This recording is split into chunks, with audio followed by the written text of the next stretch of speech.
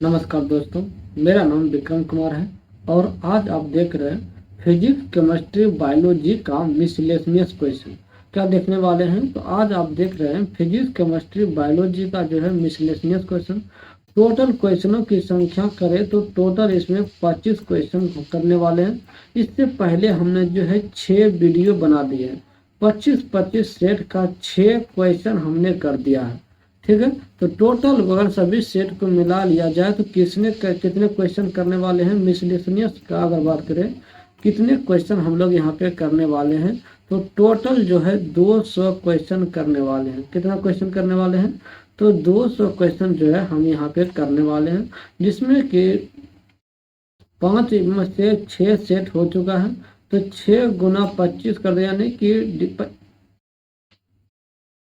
150 के लाख पास हम लोग पहुंच चुके हैं। ठीक है, 150 के लाख पास पहुंच चुके हैं। ठीक है, अगला वीडियो में ये हमारा मिसलेनियस क्वेश्चन जो है खत्म हो जाएगा। अगर वहीं बात करें कि हम लोग लाइव कब आते हैं, लाइव आने का समय क्या है हम लोगों का, तो हम लोग जो है लाइव आ जाते हैं 6 बजे PM में, यानी कि 6:05 तक में जो है हम लोग लाइव डेली आ जाते हैं। कितना बजे लाइव आते हैं? तो 6 बजे क्या करते हैं, लाइव आ जाते हैं। अगर आपको साउंड या वीडियो की क्वालिटी अगर आपको सही लग रहा है तो यह किसी भी प्रकार का त्रुटि है, हमारे चैनल अपने क्लास में कमेंट जरूर करें और जो भी त्रुटि है वो कमेंट बॉक्स में जरूर लिखें। मैं उसका जो है निदान जल्द ही करूंगा। ठीक है, तो आप 25 में से ऐसे कितने प्रश्नों का आप सही जवाब दे पाते हैं ये कमेंट में जरूर बताइएगा। तो चलिए एक एक करके सही प्रश्नों को हम लोग पढ़ते हैं और उसका जो है आंसर जानने का प्रयास करते हैं कि आखिर इसका आंसर क्या होगा।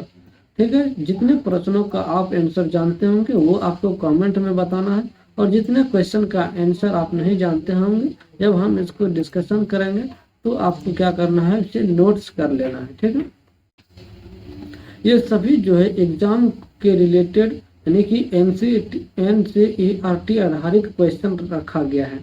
ठीक है, तो चलिए यहाँ से हम लोग क्वेश्चन को स्टार्ट करते हैं। तो सबसे पहला प्रश्न है, किसी चालक में विद्युत धारा प्रवाहित होने पर कौन सी ऊर्जा जो है उत्पन्न होती है? देखिए कहा जा रहा है किसी चालक में विद्युत धारा प्रवाहित होने पर कौन सी ऊर्जा जो है उत्पन्न होती है? प्रकाश ऊर्जा उत्पन्न होती है, ऊष्मा ऊर्जा उत्पन्न होती है, रासायनिक ऊर्जा या फिर स्थितिज ऊर्जा। तो किसी चालक में अगर विद्युत धारा प्रवाहित होने पर कौन सी ऊर्जा उत्पन्न होती है, इसका राइट आंसर क्या हो जाएगा? इसका राइट आंसर हो जाएगा ऑप्शन नंबर ए, ऊष्मा ऊर्जा हमारा क्या हो जाएगा, इसका राइट आंसर हो जाएगा। ठीक है, उसी प्रकार अगला क्वेश्चन है 2 नंबर, चुंबक के 2 ध्रुवों के बीच बल किसके समान होता है? चुंबक के 2 ध्रुवों के बीच जो है बल किसके समान होता है? गुरुत्वाकर्षण बल के समान, कूलॉम बल के समान, प्रत्यास्थ बल के समान या केंद्रापसारी बल के समान। तो चुंबक के 2 ध्रुवों के बीच जो है बल किसके समान ही होता है? इसका राइट आंसर क्या हो जाएगा? इसका राइट आंसर हो जाएगा दूसरा का भी बी नंबर, यानी कि कूलॉम बल हमारा क्या हो जाएगा, राइट आंसर हो जाएगा। ठीक है, उसी प्रकार अगला प्रश्न है, अगला प्रश्न कर रहा है कि दर्पण सूत्र 1/f बराबर 1/v प्लस 1/u में f का क्या अर्थ है? तो फोकस दूरी, व्यास दूरी, ऊंचाई या कोण। यहाँ पे इसको शो कर लीजिएगा, यानी कि यहाँ पे क्या जाएगा, हो जाएगा फोकस दूरी। ठीक है, फोकस दूरी। इसका राइट आंसर क्या जाएगा? इसका 3 का राइट आंसर हो जाएगा ए नंबर, फोकस दूरी क्या जाएगा हमारे पास, राइट आंसर हो जाएगा। ठीक है, उसी प्रकार अगला प्रश्न है चौथा नंबर। अगला चौथा नंबर है, प्रकाश का तरंग सिद्धांत किसने दिया था? प्रकाश का तरंग सिद्धांत जो है किसने दिया था? तो हाइजेंस ने दिया था, न्यूटन ने दिया था, आइंस्टीन ने दिया था या फिर रदरफोर्ड ने दिया था। तो प्रकाश का जो है तरंग सिद्धांत किसने दिया था? प्रकाश का तरंग सिद्धांत किसने दिया था? इसका राइट आंसर क्या हो जाएगा? प्रकाश का तरंग सिद्धांत किसने दिया था? इसका राइट आंसर हो जाएगा चौथा का ए नंबर, हाइजेंस ने दिया था। हाइजेंस ने क्या दिया था? प्रकाश का तरंग सिद्धांत दिया था। उसी प्रकार अगला क्वेश्चन है, जब प्रकाश एक माध्यम से दूसरे माध्यम में जाता है तो कौन सी राशि बदलती है? जब प्रकाश जो है एक माध्यम से दूसरे माध्यम में जाती है तो कौन सी राशि बदलती है? तो तरंग दैर्ध्य बदलती है, आवृत्ति बदलती है, रंग बदलता है या फिर समय बदलता है। तो जब प्रकाश जो है एक समय से दूसरे माध्यम में जाता है तो कौन सी राशि बदलती है? कौन सी राशि बदलती है? इसका अगर राइट आंसर क्या हो जाएगा हमारे पास?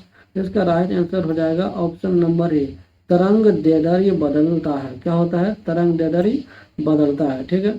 उसी प्रकार अगला प्रश्न है, चुंबकीय प्रेरण की इकाई क्या है? चुंबकीय प्रेरण की इकाई क्या है? तो टेस्ला है, न्यूटन है, हेनरी है या फिर कूलॉम है। तो चुंबकीय प्रेरण की इकाई क्या है? इसका राइट आंसर क्या हो जाएगा?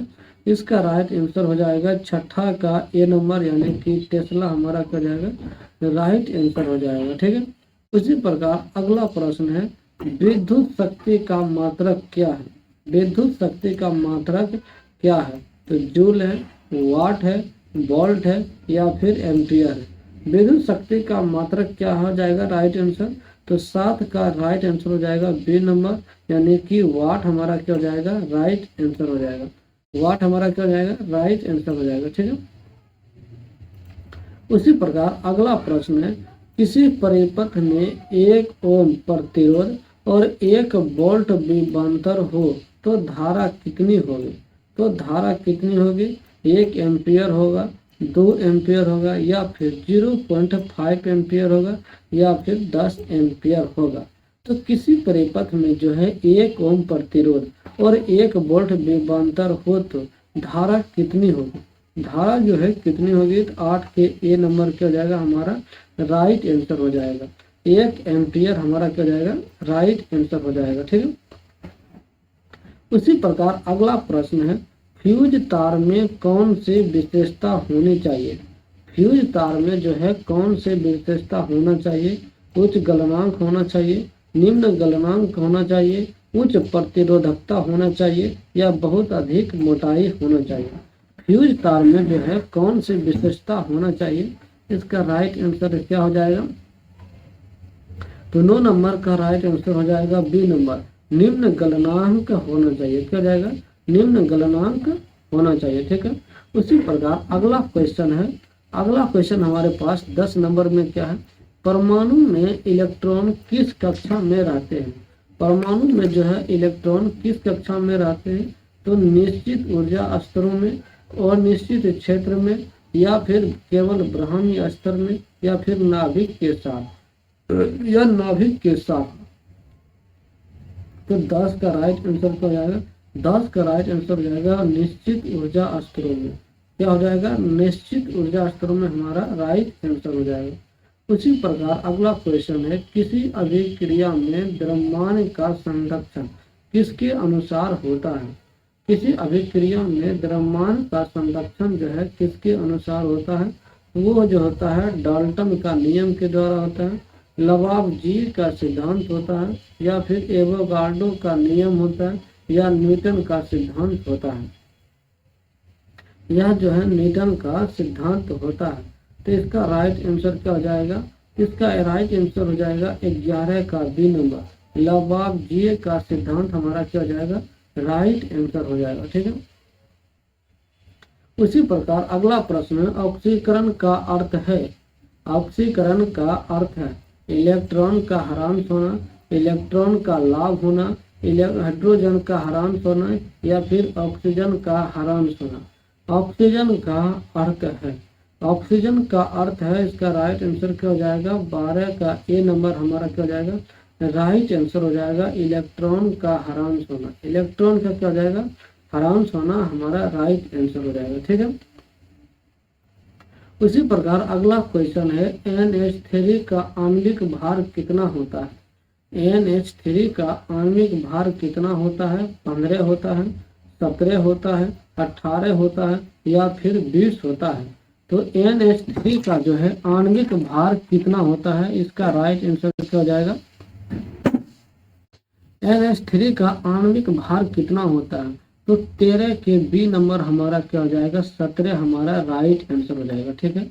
उसी प्रकार अगर बात करें बेकिंग सोडा का रासायनिक सूत्र क्या है, बेकिंग सोडा का रासायनिक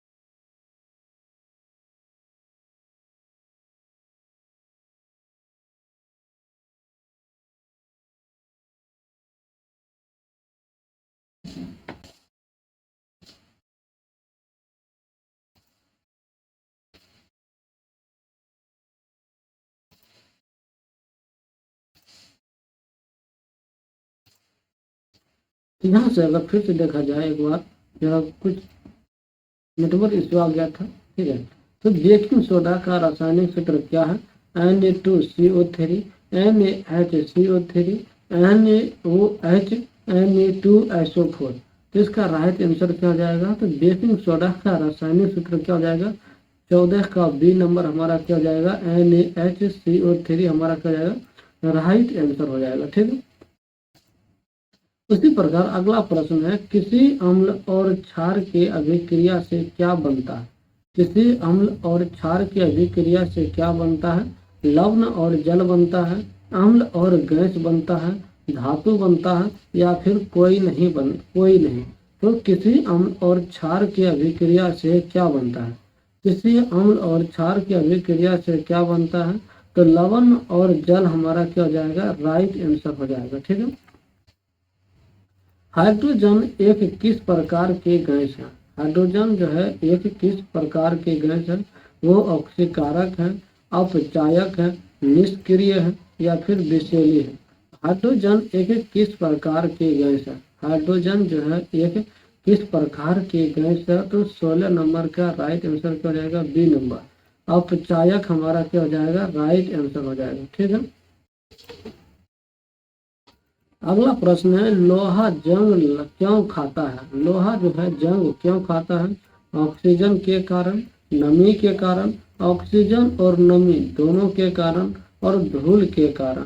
लोहा जंग क्यों खाता है, इसका राइट आंसर क्या हो जाएगा, 17 का सी नंबर ऑक्सीजन और नमी दोनों के कारण हमारा क्या हो जाएगा, राइट आंसर हो जाएगा। ठीक है। उसी प्रकार अगला प्रश्न का अगर बात करें, किसी धातु के आयन बनने पर क्या होता है, किसी धातु के जो है आयन बनने पर क्या होता है, इलेक्ट्रॉन प्राप्त करता है, इलेक्ट्रॉन खो देता है, न्यूट्रॉन प्राप्त करता है, ऊर्जा अवशोषित करता है। किसी धातु के आयन बनने पर क्या होता है, किसी धातु के जो है आयन बनने पर क्या होता है, 18 का बी नंबर क्या हो जाएगा, इलेक्ट्रॉन खो देता है। इलेक्ट्रॉन क्या करता है, खो देता है, हमारा राइट आंसर हो जाएगा। ठीक है। बेंजीन का आणविक सूत्र क्या है, बेंजीन का आणविक सूत्र क्या है, C6H6 C6H12 C4H10 या फिर C2H6। तो बेंजीन का आणविक सूत्र क्या है, बेंजीन का जो है आणविक सूत्र क्या है, राइट आंसर हो जाएगा C6H6 हमारा राइट आंसर हो जाएगा। ठीक है। उसी प्रकार अगला क्वेश्चन का अगर बात करें, वह आ जाएगा, नाइट्रोजन गैस को निष्क्रिय गैस क्यों कहा जाता है, नाइट्रोजन गैस को निष्क्रिय गैस क्यों कहा जाता है, यह हल्की होती है, यह ऑक्सीजन के साथ अभिक्रिया नहीं करती है, यह अत्यधिक सक्रिय होते हैं, या फिर यह धातु नहीं है। नाइट्रोजन गैस को जो है निष्क्रिय गैस क्यों कहा जाता है, नाइट्रोजन गैस को जो है निष्क्रिय गैस क्यों कहा जाता है, इसका राइट आंसर क्या हो जाएगा, 20 नंबर का बी नंबर, यह ऑक्सीजन के साथ अभिक्रिया नहीं करती है, हमारा क्या जाएगा, राइट आंसर हो जाएगा। ठीक है। उसी प्रकार अगर अगला प्रश्न के बारे में बात करें, उसी प्रकार अगला प्रश्नों के बारे में हम लोग अगर यहाँ पे बात करें,